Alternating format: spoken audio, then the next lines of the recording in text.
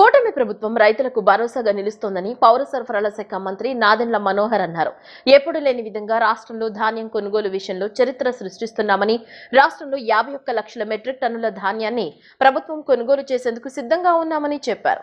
కృష్ణా జిల్లా పర్యటనలో భాగంగా మచిలీపట్నం సీతారామాంజనేయ రైస్ మిల్లును రాష్ట్ర పౌర సరఫరాల శాఖ మంత్రి నాదెండ్ల మనోహర్, రాష్ట్ర భూగర్భ వనరులు ఎక్సైజ్ శాఖ మంత్రి కొల్లు రవీంద్ర, రాష్ట్ర పౌర సరఫరాల సంస్థ వైస్ చైర్మన్ ఎండి ఢిల్లీరావు సందర్శించారు. మచిలీపట్నంలో ధాన్యం కేంద్రాలను మంత్రి నాదెండ్ల మనోహర్ పరిశీలించిన అనంతరం మాట్లాడుతూ, ఎప్పుడు లేని విధంగా రాష్ట్రంలో ధాన్యం కొనుగోలు విషయంలో చరిత్ర సృష్టిస్తున్నామని, రాష్ట్రంలో 51 లక్షల మెట్రిక్ టన్నుల ధాన్యాన్ని ప్రభుత్వం కొనుగోలు చేసేందుకు సిద్ధంగా ఉన్నామని చెప్పారు. కృష్ణా జిల్లాలో ఇప్పటి వరకు 38,000 మెట్రిక్ టన్నుల ధాన్యం కొనుగోలు చేశామని, ఇది చరిత్ర అన్నారు. ఎప్పుడు లేని విధంగా రైతు ఖాతాల్లో 48 గంటల్లో డబ్బులు వేస్తామన్న హామీని అమలు చేశామని, మరో అడుగు ముందుకేసి 4 గంటల్లోనే రైతు ఖాతాల్లో డబ్బులు జమ చేసే విధంగా చర్యలు చేపట్టామని తెలిపారు. ఇప్పటి వరకు 650 కోట్లు ధాన్యం కొనుగోలు చేశామని, 92% ఖాతాలో జమయ్యే విధంగా ఏర్పాటు చేశామని చెప్పారు. రాష్ట్ర వ్యాప్తంగా కూటమి ప్రభుత్వం వచ్చిన తర్వాత రైతుకు మరొకసారి ఒక భరోసా కల్పించే విధంగా గౌరవ ముఖ్యమంత్రి గారు చంద్రబాబు నాయుడు గారు, అదేవిధంగా రాష్ట్ర ఉప ముఖ్యమంత్రి పవన్ కళ్యాణ్ గారు సూచనలతోటి ధాన్యం కొనుగోలు విషయంలో ఎన్నడూ లేని విధంగా చరిత్ర సృష్టించే విధంగా ప్రతి అడుగు వేసుకుంటూ ముందుకెళ్తా ఉన్నాం. దాదాపు 17,000 మంది సిబ్బంది, 30,000 ట్రాన్స్పోర్ట్ వెహికల్స్, లారీలు కానివ్వండి, ట్రాక్టర్లు కానివ్వండి, 6,50,00,000 గోతాలు, క్షేత్రస్థాయిలో రైతు సహాయ కేంద్రాలు దాదాపు 4,000 ఏర్పాటు చేసి రాష్ట్రంలో కనివినియరిగిన రీతిలో 51 లక్షల మెట్రిక్ టన్నుల ధాన్యం కొనుగోలు చేయడానికి మా కూటమి ప్రభుత్వం సిద్ధమైంది. అందులో భాగంగా ఈరోజు కృష్ణా జిల్లాలో సుమారు నిన్న సాయంత్రం వరకు మాకు 38,000 మెట్రిక్ టన్నుల ధాన్యం కొనుగోలు చేశాం. ఇది ఒక చరిత్ర. ఎందుకంటే గత సంవత్సరంతో పోల్చుకుంటే గత సంవత్సరం 2,800 మెట్రిక్ టన్నులు అయితే ఈ సంవత్సరం 38,000 మెట్రిక్ టన్నుల ధాన్యం కొనుగోలు చేశాను. సుమారు 2,000% పెరిగినట్టు. దీనికి క్షేత్రస్థాయిలో పనిచేస్తున్న మా రైతు సహాయ కేంద్రాలు ఉన్న సిబ్బంది, రైస్ మిల్లర్స్ సహకారం, రైతాంగంలో కూడా ఒక నమ్మకం ప్రభుత్వం పైన. ఎందుకంటే ఎప్పుడు లేని విధంగా మేము రైతు ఖాతాల్లో 48 గంటల లోపే డబ్బులు జమ చేస్తామని గత సంవత్సరం గౌరవ ముఖ్యమంత్రి గారు ఇచ్చిన ఆదేశాల మేరకు ఇంప్లిమెంట్ చేశాం. ఈ సంవత్సరం ఇంకో అడుగు ముందుకేసి 4 గంటల్లోనే, అంటే రైతు అమ్మిన అదే రోజున వాళ్ళ ఖాతాలో డబ్బులు జమ అయ్యే విధంగా ఒక అద్భుతమైన కార్యక్రమం చేస్తా ఉన్నాం. ఈ రోజు వరకు సుమారు 650 కోట్ల రూపాయలు ధాన్యం కొనుగోలు చేసి 92% అదే రోజు రైతు ఖాతాలో పడేటట్టు మేము ఏర్పాటు చేసాం. కౌలు రైతులకి ప్రత్యేకంగా అండగా నిలబడడానికి కోసం టార్పాలిన్లు కూడా ఏర్పాటు చేసాం. అకాల వర్షాల వలన రైతులు ఇబ్బంది పడకూడదనే ఉద్దేశంతో ఈ టార్పాలిన్లు ఉచితంగా ముందు ప్రాధాన్యతతోటి కౌలు రైతులకు ఇద్దాం, సన్నకారు రైతులకు ఇద్దాం అనే ఉద్దేశంతో ఈ కార్యక్రమం చేస్తున్నాం. 24-25 తారీఖు కల్లా కొన్ని వర్షాలు వస్తాయి అనే సూచనలు మనకు అందుతున్న తరుణంలో దయచేసి రైతాంగం అంతా కూడా సిద్ధమై కోతల సమయంలో తేమ శాతం ఎక్కువ లేకుండా చూసుకునే బాధ్యత వాళ్ళు తీసుకోవాలి. ఎందుకంటే కేంద్ర ప్రభుత్వ నిబంధన మేరకు కొన్ని గైడ్ లైన్స్ మేము కూడా ఫాలో అవ్వాలి. కానీ ఈ వ్యవస్థ మొత్తం చాలా స్మూత్ గా జరిగే విధంగా గౌరవ మంత్రివర్యులు రవీంద్ర గారి సహకారంతో, ఆయనకున్న అనుభవంతో, క్షేత్రస్థాయిలో ఉన్న వాస్తవ పరిస్థితులు కూడా మేము అర్థం చేసుకుని ఎక్కడ కూడా గ్యాప్ లేకుండా టెక్నాలజీని ఉపయోగిస్తున్నాం. అదేవిధంగా ఎంతో అనుభవం కలిగిన రైతాంగం దగ్గర వాళ్ళు ఇచ్చిన సూచనలు కూడా మేము తీసుకుని రైతాంగానికి అండగా నిలబడడానికి మేము అన్ని విధాలుగా చర్యలు తీసుకున్నాం. 11 లక్షల మెట్రిక్ టన్నుల ధాన్యం పండుతున్నది మనకి సమాచారం వచ్చిందండి. దానికి అనుగుణంగా మా డిపార్ట్మెంట్ నుంచి 8 లక్షల మెట్రిక్ టన్నుల ధాన్యం కొనుగోలు చేయాలి సిద్ధంగా ఉన్నాం. అంటే దాదాపు ఖచ్చితంగా వాళ్ళ స్థానికంగా వాళ్ళ కుటుంబాలకు ఉన్న అవసరాలను పక్కన పెట్టి క్షేత్రస్థాయిలో ఉన్న వాస్తవ పరిస్థితులు గుర్తించి ప్రతి ధాన్యం గింజ బస్తా కొనడానికి ప్రభుత్వం సిద్ధంగా ఉంది. అవసరం అయితే ఇంటర్ డిస్ట్రిక్ట్ మూవ్మెంట్ కూడా ఇస్తామని మేము చెప్పాం. ఎందుకంటే ఎక్కువ మంది కష్టపడి పండించిన ధాన్యానికి మంచి గిట్టుబాటు ధర రావాలి, పొరపాటు జరగకూడదు. రైతుకు ఆ భరోసా కల్పించే విధంగా మేము ముందుకెళ్తాం. కాబట్టి ప్రభుత్వమే మీ దగ్గర కొనడానికి సిద్ధంగా ఉంది. రైతును రాజుగా మార్చేందుకు ఉన్న అవకాశాలను సద్వినియోగం చేసుకుంటామని రాష్ట్ర గనులు, భూగర్భ వనరులు ఎక్సైజ్ శాఖ మంత్రి కొల్లు రవీంద్ర అన్నారు. రాష్ట్రాన్ని అన్ని రంగాల్లో ముందుంచడమే లక్ష్యంగా సీఎం చంద్రబాబు నాయుడు నిరంతరం శ్రమిస్తున్నారని తెలిపారు. మచిలీపట్నంలోని మాచవరం మార్కెట్ యార్డు వద్ద నిర్వహించిన అన్నదాత సుఖీభవ పీఎం కిసాన్ 2వ విడత కార్యక్రమంలో పాల్గొన్నారు. అన్నదాత సుఖీభవ చెక్కులను రైతులకు పంపిణీ చేశారు. ప్రకృతి వ్యవసాయంతో పండించిన పలు పంటలను పరిశీలించారు. ఏపీ సీఎన్ఎఫ్ ఆర్వైఎస్ఎస్ సహకారంతో వర్రపోతుపాలెం వాస్తవ్యురాలు కొక్క ప్రభావతి పండించిన వేరుశనగ పంటను పరిశీలించారు. రైతులకు ప్రభుత్వం అండగా ఉంటుందని హామీ ఇచ్చామని, ఆ మేరకు ప్రతి క్షణం రైతులకు తోడుగా నిలుస్తున్నామని తెలిపారు. పంట కొనుగోలు చేసిన 24 గంటల్లోనే నగదు జమ చేస్తున్న ఘనత కూటమి ప్రభుత్వానిదేనన్నారు. Drip irrigation, zero budget farming వంటి వ్యవసాయ పద్ధతుల్ని కూడా ప్రోత్సహిస్తున్నాం.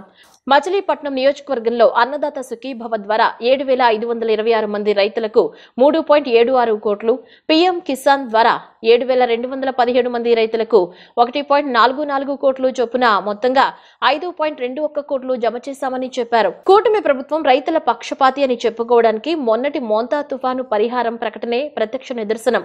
తుఫాను సమయంలో ప్రతి ఒక్కరిని ఆదుకునేందుకు మేము సాయశక్తిలా ప్రయత్నించామన్నారు. తుఫాను ప్రభావిత కుటుంబానికి 3,000 చొప్పున ఆర్థిక సాయం అందించామని, ప్రజలు ఇబ్బందుల్లో ఉన్న సమయంలో మేము ప్రజల్లోనే ఉండి అండగా నిలిచామన్నారు. మన నియోజకవర్గంలో 11,000 ఎకరాల్లో పంట నష్టపోయిందని గుర్తించి ఎకరాకు 10,000 రూపాయల చొప్పున 11.42 కోట్లు నష్టపరిహారం ఇవ్వబోతున్నామని తెలిపారు. రాష్ట్రాన్ని అన్ని రంగాల్లో ముందుంచడమే లక్ష్యంగా ముఖ్యమంత్రి చంద్రబాబు నాయుడు నిరంతరం శ్రమిస్తున్నారన్నారు. విశాఖలో జరిగిన పెట్టుబడి సదస్సులో సుమారు 13 లక్షల కోట్ల పెట్టుబడులు పెట్టేందుకు ముందుకొచ్చారన్నారు. అది చంద్రబాబు బ్రాండ్. ఒకప్పుడు అనంతపురంకు కియాను తీసుకొస్తే గతంలో ఎకరం 1,00,000 ఉన్న ప్రాంతంలో ఇప్పుడు 1 కోటికి పెరిగిపోయిందన్నారు. మళ్లీ ఏపీకి పెట్టుబడులు తీసుకురావడానికి చంద్రబాబు నాయుడు అనేక రకాలుగా ప్రయత్నం చేస్తున్నారని పేర్కొన్నారు. తర్వాత పొగాకు సంబంధించి ఏదైతే వేయకూడదో అది వాళ్ళ రైతులందరూ కూడా వేస్తే దాన్ని మార్కెట్ లేకపోతే దానికి కూడా కొంత సబ్సిడీ ఇచ్చి ఇన్పుట్ ఇచ్చి పొగాకు కొనుగోలు చేయొచ్చు. అలాగే తర్వాత మామిడి ఇబ్బంది వచ్చింది. మామిడి రైతులకి మరి కేజీకి 5 రూపాయలు చొప్పున రాష్ట్ర ప్రభుత్వం నుంచి కూడా ఇచ్చి దగ్గర 200 కోట్ల రూపాయలు చిత్తూరు జిల్లాలో వాళ్ళందరూ కూడా తీసుకెళ్లి ఆ రైతుల దగ్గర ఉన్నటువంటి ఆ పంటతో పంపించడం జరిగింది. మీకు సందర్భంగా గుర్తు చేస్తాను, ఒకసారి గత 5 సంవత్సరాల్లో రైతుకి కష్టం వచ్చినా పట్టించుకునే నాదుడు లేడు, తుఫాను వచ్చినా కనీసం వచ్చి పలకరించే నాదుడు లేడు. ఇవాళ మళ్ళీ రాష్ట్రంలో ప్రజాస్వామ్యయుతంగా పాలన జరగటం లేదని కూటమి ప్రభుత్వంపై మాజీ మంత్రి బొత్స సత్యనారాయణ ఆగ్రహం వ్యక్తం చేశారు. ప్రభుత్వాన్ని ప్రశ్నిస్తే అరెస్టు చేస్తారా అని ప్రశ్నించారు.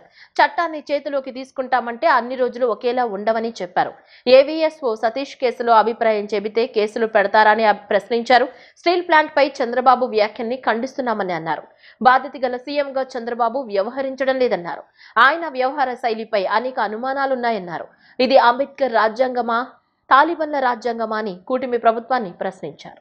రాష్ట్రంలో జరుగుతున్న పరిణామాలు చూస్తుంటే, పరిపాలన తాలూకా వాళ్ళ ఆలోచనలు ఉద్దేశాలు చూస్తుంటే పరిపాలనలో ప్రజాస్వామ్యతంగా పరిపాలన జరుగుతుందా, రాజ్యాంగబద్ధంగా జరుగుతుందా, లేదు వారికి ప్రజలు ఒకసారి మాకు ఓటిచ్చారు కదా, మా ఇష్టారాజ్యంగా మేము పరిపాలిస్తాం, మాకు చట్టం లేదు, మాకు రాజ్యాంగం లేదు, మా ఇష్టమైన రీతిలో జరుగుతుందని ఆలోచన చేస్తే ఆ రకంగా జరుగుతుంది.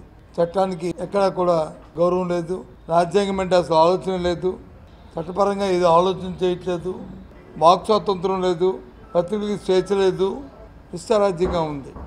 నేను ఎందుకు మాట్లాడుతున్నాను, ఎన్నో సందర్భాలు జరిగాయి ఈ 16 నెలల 18 నెలల కాలంలో. కానీ మొన్న రాత్రి జరిగిన సంఘటన చూసుకుంటే మా వైసీపీ పార్టీకి సంబంధించిన వ్యక్తి స్పోక్స్ పర్సన్ మాట్లాడుతుంటే ఆయన తీసుకుపోయి ఉదయం ఇంటికి వెళ్ళి పోలీసు వెళ్ళి ఆయన్ని అనంతపురం జిల్లా తీసుకెళ్ళి గుంతకల్కి తీసుకెళ్ళి అక్కడ రాత్రి వరకు ఉంచి వివిధ రకాలైన ప్రశ్నలు వేసి రాత్రి అరెస్టు చూపెట్టడం, తదుపరి న్యాయమూర్తి గారు వచ్చి 2 చీవాట్లు పెట్టిన తర్వాత వారిని విడిచిపెట్టిన సందర్భాన్ని ఒకసారి గుర్తు చేస్తున్నాను. మీ పత్రికా ముఖంగా అడుగుతున్నాను, ఈ ప్రభుత్వాన్ని, పోలీసు వ్యవస్థను కూడా అడుగుతున్నాను.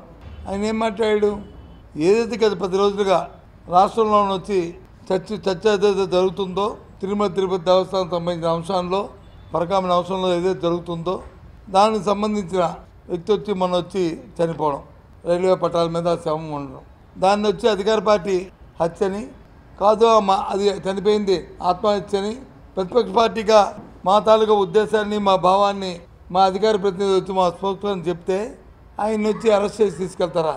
ఇదే ప్రజాస్వామ్యం? మీరు మళ్ళీ చెప్తున్నాను ఇప్పుడు, ఎస్ అతని మీద మీరు ఒత్తిడి తీసుకొచ్చుంటారు, లేని మాటలతో చెప్పించిన ప్రయత్నం చేస్తుంటారు, అందుకే ఆ ఒత్తిడి తట్టుకోలేక ఆయన ఆత్మహత్య చేసుకుని ఉండొచ్చు. లేదు అది హత్య అయితే నిరూపించండి, చేసి హత్య చేసి మళ్ళీ చర్య తీసుకుని ఎవరుతున్నాడు మిమ్మల్ని? అయితే ప్రభుత్వం ఒత్తిడి తీసుకొచ్చి చేసిందని మా అభిప్రాయం చెప్తే మీరు వచ్చి మమ్మల్ని అరెస్ట్ చేస్తారు, చేయండి అరెస్టు. ఎస్ నేను చెప్తున్నాను, ప్రభుత్వంలో ఉన్న పెద్దలు, పోలీసు వ్యవస్థ అతని మీద ఒత్తిడి తీసుకోవడం వల్ల ఒత్తిడి తట్టుకోలేక చనిపోయి ఉండొచ్చేటో బహుశా, జరుగుండొచ్చేటో బహుశా, అది నా అభిప్రాయం. ఎక్కడికి వెళ్ళిపోతుంది వ్యవస్థ? ఏమవుతుంది అంటే మీరు చెప్పినట్టుగా మేము చెప్పినట్టుగా ఈ ప్రజాస్వామ్యంలో ఒకసారి ఎన్నికైతే నడవాలా, చెయ్యాలా, మాట్లాడాలా? తప్పు ఇది. ఎప్పుడు ఒకలాగే ఉంటాయనుకుంటే పొరపాటు. ప్రధాన ప్రతిపక్షంగా, బాధ్యత ప్రతిపక్షంగా మా బాధ్యతగా ఈ రాష్ట్రంలో ఉన్న వైఎస్ఆర్సీపీ పార్టీ జగన్మోహన్ రెడ్డి నాయకత్వంలో ఎక్కడ ఏ తప్పు జరిగినా, ఎక్కడ ఏం జరిగినా దాని మీద మా అభిప్రాయాన్ని నిస్సంకోచంగా, నిర్మోహమాటంగా మా అభిప్రాయాన్ని మేము వెల్లడిస్తాం. ప్రభుత్వాలు పరిపాలిస్తున్న ప్రభుత్వాలు వాస్తవాలను వచ్చి ప్రజలు చెప్పాల్సిన బాధ్యత ప్రభుత్వాలకు ఉంది. అంతేగాని చట్టాన్ని చేతిలో తీసుకుంటామంటే అన్ని రోజులు ఒకలాగా ఉండవనేది మీ ద్వారా ప్రభుత్వాన్ని తెలియజేస్తాం. పరమశివునికి ప్రీతిపాత్రమైన కార్తీక మాసాన్ని పురస్కరించుకుని కార్తీక దీపోత్సవాలు పలు చోట్ల నిర్వహిస్తున్నారు. ఇందులో భాగంగా ఇంద్రకీలాద్రి పర్వత పాదాల చెంత కొలువైన శ్రీ విజయేశ్వర స్వామి ఆలయంలో విశ్వ హిందూ పరిషత్ మహానగర్ శాఖ ఆధ్వర్యంలో కార్తీక దీపోత్సవాన్ని వైభవంగా నిర్వహించారు. భక్తులు విశేష సంఖ్యలో ఆ దీపోత్సవంలో పాల్గొని విజయేశ్వర స్వామి ప్రీత్యర్థం కోటి దీపాలు వెలిగించారు. కోటి దీపాల కాంతులతో విజయేశ్వర స్వామి సన్నిధి కళకళలాడింది. ఇంద్రకీలాద్రి చేరువని గల శ్రీ విజయేశ్వర స్వామి ఆలయంలో విశ్వ హిందూ పరిషత్ ఆధ్వర్యంలో కోటి దీపోత్సవాన్ని భక్తి ప్రపత్తులతో నిర్వహించారు. ఆలయ ప్రాంగణంలో శివలింగాకృతిలో 1156 ప్రమిదలను ఏర్పాటు చేసి దీపాలు వెలిగించారు. భక్తులు విశేష సంఖ్యలో ఆ దీపోత్సవంలో పాల్గొని విజయేశ్వర స్వామి ప్రీత్యర్థం దీపాలు వెలిగించారు. ఈ సందర్భంగా విశ్వ హిందూ పరిషత్ మహానగర్ అధ్యక్షుడు పొట్టి శ్రీహరి మాట్లాడుతూ కార్తీక మాసం శివునికి ఎంతో ప్రీతిపాత్రమైందన్నారు. ఈ మాసంలో శివారాధన, శివ ధ్యానం సత్ఫలితాలనిస్తాయన్నారు. భగవంతుని జ్యోతి స్వరూపంగా భావించి కార్తీక మాసంలో దీపోత్సవాన్ని నిర్వహిస్తున్నామన్నారు. గత 17 ఏళ్లుగా ఈ కార్యక్రమాన్ని క్రమం తప్పకుండా నిర్వహిస్తున్నట్లు వివరించారు. ఈ దీపోత్సవం ద్వారా సర్వ మానవాళిలో జ్ఞాన జ్యోతులు వెలగాలన్నదే తమ సంకల్పమని వివరించారు. ఈశ్వర తత్వం సర్వ మానవాళి ఏకీకృతం చేస్తుందని ఆయన తెలియజేశారు. స్వామి కటాక్షంతో శక్తి ఉన్నంత వరకు ఈ కార్యక్రమాన్ని నిర్వహిస్తామని శ్రీహరి వివరించారు. ఆలయ అర్చకులు మాట్లాడుతూ కార్తీక మాసంలో విశ్వ హిందూ పరిషత్ 7 స్టార్ సంస్థ ఆధ్వర్యంలో ఈ దీపోత్సవాన్ని ఏర్పాటు చేయడం అభినందనీయమన్నారు. ఓం నమో నమ శివాయ. కార్తీక మాసం శివునికి ఎంతో ప్రీతిపాత్రమైన మాసం. ఈ మాసంలో ప్రతి ఒక్కరూ కూడా శివారాధన చేస్తూ శివధ్యానంలో మునిగి ఉంటారు.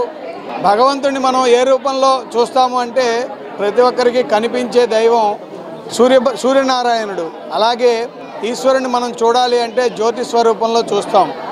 అహం బ్రహ్మాస్మి, ప్రతి జీవిలోనూ ఈశ్వరుడు ఉన్నాడు. ఆ ఈశ్వరుని మనం దర్శించుకోవాలి అంటే జ్యోతి స్వరూపం, మనలోని జ్ఞానం ఏదైతే ఉందో అదే ఈశ్వర తత్వం.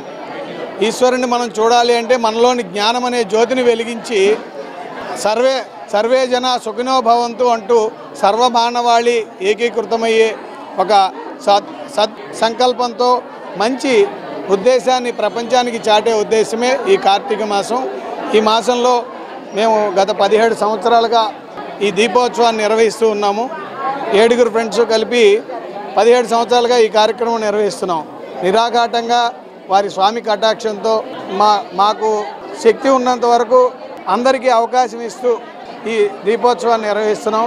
దీపోత్సవానికి కూడా మేము 1156 ప్రమిదలతో ఒక్కొక్క ఒత్తి కూడాను 10,000 రేకులతో కోటి దీపోత్సవం అన్నట్టుగా మేము భావన చేసి ఈ జగత్తు మొత్తం జ్ఞానజ్యోతులు వెలగాలనే సత్సంకల్పంతో సర్వే జన సుఖినో భవంతు అని ఆశిస్తూ ఈ కార్యక్రమాన్ని నిర్వహిస్తున్నాం. మాకు సర్వలోకము కూడా ప్రపంచమంతా సుభిక్షంతో ఉండాలని కోరుకుంటూ ఈ కార్యక్రమం నిర్వహిస్తాం. ఓం హర హర నమ పార్వతీపతే హర హర మహాదేవ హర. ఇది విజయేశ్వర స్వామి దేవస్థానం అండి. మరి ఈ దేవస్థానంలో గత 17 సంవత్సరాలుగా ఈ 7 స్టార్స్ అనే వాళ్ళు చక్కగా ఎంతో అంగరంగ వైభవంగా స్వామివారికి అనేక రకాలుగా అలంకారాలు చేస్తూ అనేక రకాలుగా చక్కగా మరి ఎంతో వైభవంగా కోటి దీపోత్సవం అనే కార్యక్రమాన్ని 17 ఏళ్ళుగా చక్కగా నిర్విరామంగా చక్కగా చేస్తూ ఉన్నారు. అలాగే చక్కగా భక్తులు కూడా ఎంతో ఎటువంటి అల్లరి అదేమి లేకుండా చక్కగా ఎంతో వైభవంగా చక్కగా స్వామివారి కార్యక్రమం జరుగుతూ ఉంది. ఇదంతా అయిపోయాక కూడా భక్తులందరికీ చక్కగా అల్పాహారం ప్రసాదం కూడా ఉంటుందండి. ఎంతో చక్కగా వైభవంగా స్వామివారి విజయేశ్వర స్వామివారి దేవస్థానంలో ఈ 7 స్టార్ అనే సంస్థ వాళ్ళు ఎంతో వైభవంగా నిర్వహిస్తూ ఉన్నారు. మంత్రి వాసిశెట్టి సుభాష్ కార్తీక వన సమారాధనలో కులాన్ని అడ్డు పెట్టుకుని వ్యక్తిగత దూషణలు చేయడం సిగ్గుచేటు అని మాజీ మంత్రి చెల్లుబోయిన శ్రీనివాస వేణుగోపాలకృష్ణ ఆగ్రహం వ్యక్తం చేశారు. శెట్టి బలిజ గౌడ ఉపకులాలను ఒకే గొడుగు కిందకు చేరుస్తూ 1997లో చంద్రబాబు హయాంలోనే జీవో నెంబర్ 16 విడుదల కాగా దానిపై అభ్యంతరాలు వ్యక్తం కావడంతో గతంలో ఏ ప్రభుత్వాలు దాన్ని అమలు చేయలేదని తెలిపారు. మరలా 2025 జూలై 30 నుంచి తిరిగి కూటమి ప్రభుత్వ హయాంలోనే దాన్ని అమలు చేస్తుంటే మంత్రి వాసిశెట్టి సుభాష్ వైసీపీ ప్రభుత్వంలో ఆ ప్రతిపాదన వచ్చిందనటం అవగాహన రాహిత్యమని ఆయన మండిపడ్డారు. శెట్టి బలిజల మనోభావాలను నాడు నేడు చంద్రబాబు నాయుడే దెబ్బతీశారని స్పష్టం చేశారు. ఆయన దాన్ని కప్పిపుచ్చి మంత్రి సుభాష్ వైసీపీ మీద దుష్ప్రచారం చేయడం తీవ్ర అభ్యంతరం వ్యక్తం చేశారు. శెట్టి బలిజీ కులానికి సంబంధించి తనను తాను ఒక నాయకుడిగా ప్రాజెక్ట్ చేసుకున్నాడు. నో డౌట్, బాధ లేదు. కానీ దానిలో నా పైన విమర్శ చేశాడు, వైఎస్ఆర్ కాంగ్రెస్ పార్టీ పైన విమర్శ చేశాడు. మా నాయకుడు జగన్మోహన్ రెడ్డి గారు చేసిన మేలు వల్ల లబ్ధి పొందిన వ్యక్తి మా ప్రభుత్వం పైన విమర్శ చేశాడు. నేను గతంలో కూడా చెప్పాను, శెట్టిబల్జీ యువకుడిగా ఉన్న నీకు పోలరైజ్ అయితే అయి ఉండొచ్చు, కానీ వాళ్ళ అబద్ధాలు చెప్పి నీవు నాయకత్వం వహిస్తే నష్టపోతారు. గతంలో మీ ప్రవర్తన వల్ల అక్కడ శెట్టిబల్జీ సామాజిక వర్గంలో చాలామంది ఇబ్బందులు పడ్డారు. నీ ప్రవర్తన వల్లే. మీరు చేసినటువంటి కామెంట్స్లో శెట్టిబల్జీ కులాన్ని గౌడగా చేర్చి ముందు చేర్చి శెట్టిబల్జీ కులానికి సర్టిఫికెట్లు ఇచ్చారు. దానికి కారణం వైఎస్ఆర్ కాంగ్రెస్ పార్టీ అని ఒక మాట చెప్పాడు. ఇది 1997లో నాటి తెలుగుదేశం పార్టీ ప్రభుత్వం చంద్రబాబు నాయుడు గారు ముఖ్యమంత్రిగా జీవో నెంబర్ 16ని ఇష్యూ చేశారు. జీవో నెంబర్ 16లో ఆనాడు గౌతు లచ్చన్ గారు అడిగారు, గీత కులాలన్నీ కూడా గీత కులాలు కలిసి ఒక గొడుగ్గా రావాలనేటువంటి ఉద్దేశంతో ఇష్యూ అయింది 19/6/1997. అప్పటి నుంచి రీసెంట్గా 37/20/25 అంటే గడిచిన జూలై మాసం వరకు ఎవరికి కూడా ఈ సర్టిఫికేట్ ఇష్యూస్ లేవు. శెట్టిబల్జీ సంఘ పెద్దలను అడుగుతున్నాను, యువతను అడుగుతున్నాను, ఈ సర్టిఫికేట్ ఇష్యూ అనేది ఎప్పుడు వచ్చింది? 37/20/25న అంటే ఈ సంవత్సరం సర్టిఫికేట్ ఇష్యూ వచ్చింది. ఏమని? గౌడ అని ముందుగా ఉంచి బ్రాకెట్లో శెట్టిబల్జీ అనేటువంటి మాట ఇష్యూ అయినప్పుడు శెట్టిబల్జీ సామాజిక వర్గంలో ఒక ఆందోళన వచ్చింది.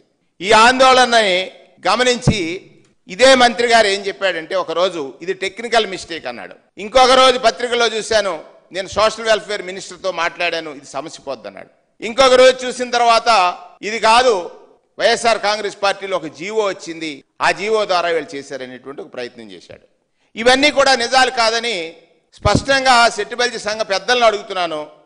ఇలా అవగాహన లేని ఇబ్రహీంపట్నం మండలం మూలపాడు గ్రామంలో పీఎం కిసాన్ అన్నదాత సుఖీభవ పథకాన్ని విజయవాడ ఎంపీ కేశినేని శివనాథ్, ఎమ్మెల్యే వసంతకృష్ణ ప్రసాద్ లాంఛనంగా ప్రారంభించారు. ముందుగా పీఎం మోడీ, సీఎం చంద్రబాబు ప్రసంగాలను వర్చువల్ గా తిలకించారు. రైతన్నుల ఆనందోత్సాహాల నడుమ పూర్తిగా పండుగ వాతావరణంలో ఈ కార్యక్రమం జరిగింది. ఈ సందర్భంగా ఎమ్మెల్యే వసంతకృష్ణ ప్రసాద్ మాట్లాడుతూ, ఎన్డీఏ సర్కార్ ఒక పక్క అభివృద్ధి చేస్తూనే పేదలు, రైతుల సంక్షేమం కోసం ప్రభుత్వం పెద్దపీట వేస్తోందన్నారు. పెట్టుబడి సాయం కింద ఒక్కో రైతుకు 7,000 రూపాయలు రెండో విడతగా అందజేస్తోందన్నారు. రాష్ట్ర ప్రభుత్వం అందించే అన్నదాత సుఖీభవ కింద మైలవరం నియోజకవర్గంలో 30,241 మంది రైతులకు లబ్ధి కలుగుతుందని ఆయన వివరించారు. చొప్పున ఒక విడత ఇవ్వడం జరిగింది. ఇది రెండో విడత. ఇచ్చిన మాట కట్టుబడి రాష్ట్ర ఆర్థిక పరిస్థితి ఎంత ఇబ్బందుల్లో ఉన్నప్పటికీ సకాలంలో అన్ని చేస్తున్నందుకు రాష్ట్ర కేంద్ర ప్రభుత్వాలకు ధన్యవాదాలు తెలియజేస్తూ, మన ఈ ప్రభుత్వం అందరికీ ఉదారంగా ఇచ్చేదానికి నిదర్శనం ఏంటంటే, గత ప్రభుత్వ హయాంలో మన నియోజకవర్గంలో రైతు భరోసా కింద దాదాపుగా 26,000 మంది రైతులకు మాత్రమే రైతు భరోసా ఇస్తే, ఇప్పుడు ఈ కూటమి ప్రభుత్వంలో 30,241 మందికి ఈ రోజున డబ్బులు జమ చేయడం జరిగింది. అంటే గత ప్రభుత్వ హయాం కంటే ఇప్పుడు 3,702 మంది రైతులకు అదనంగా ఈ సాయం అందించడం జరిగింది.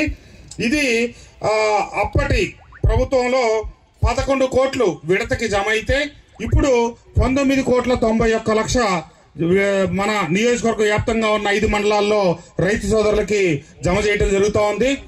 ఈ రకంగా రైతులకి, ఎందుకంటే రైతులు ఈ సంవత్సరం ఈ వ్యవసాయ సీజన్ లో ఇబ్బందికర పరిస్థితుల్లో ఉన్నారు. అధిక వర్షాల వల్ల అటు పత్తి నాశనం అయింది, ఇటు మిరప పంటలు నాశనం అయినాయి, చాలా ఇబ్బందికరమైన పరిస్థితుల్లో ఉన్నారు. కాబట్టి సకాలంలో ఈ నిధులు విడుదల చేయడం జరుగుతూ ఉంది.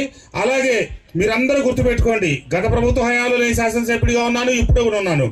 ఆ రోజున ధాన్యం కొనుగోలు చేసిన తర్వాత 2 మాసాలు, 3 మాసాలు, 4 మాసాలు, కొన్ని గ్రామాల్లో 6 మాసాలకు కూడా డబ్బులు రాని పరిస్థితుంది.